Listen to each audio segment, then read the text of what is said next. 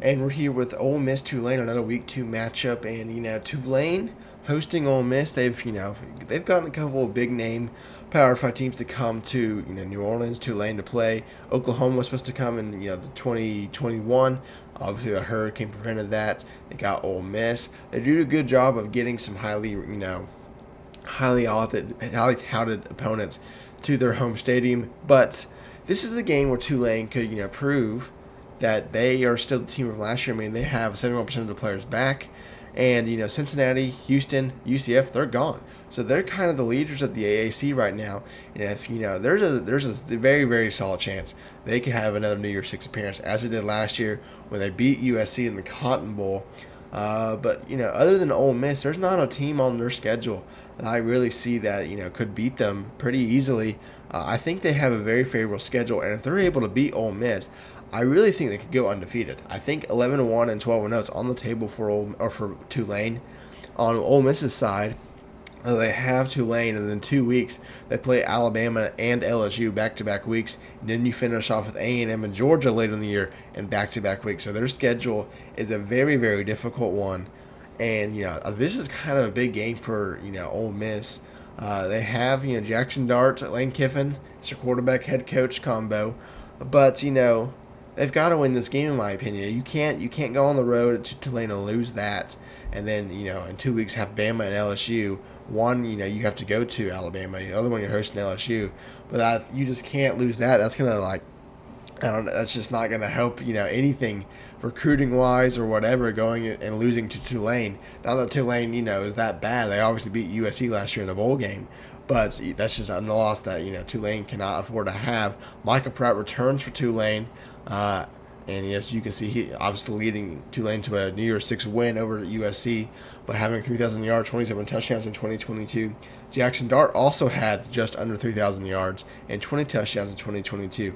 Now, Tulane and Ole Miss have played off and on every once in a while. Obviously, the last time they played was 2021, where Ole Miss won by 40. I don't see that happening this time. Tulane hasn't won since 1998 or 1988, excuse me, and I don't think that's going to change. I think Ole Miss will squeak it out. Tulane's not a bad team. I think they're going to be able to hang around with Ole Miss, and they could very easily win this game if they're in this situation. I just think Ole Miss has more skilled players, has more talents. That's what's going to get it done. Lane Kiffins, a really good head coach. So is Willie Fritz, the Tulane head coach. I just think Lane Kiffin, the SEC talent that they have, that'll get it done over Tulane. I think Tulane now losing by 4 against an SEC opponent, that's not really going to hurt them, in the rankings when it comes to the CFP rankings and all that.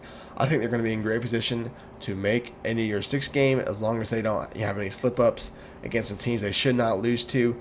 I think their toughest opponents in the American are going to be Memphis and North Texas. Other than that, South Alabama, they're going to be good. They played them this past week, so that's a good. That's a good team they had played on their schedule. Other than those three, I don't see any tough opponents for Tulane, so I really think they can make another run at a New Year's Six game.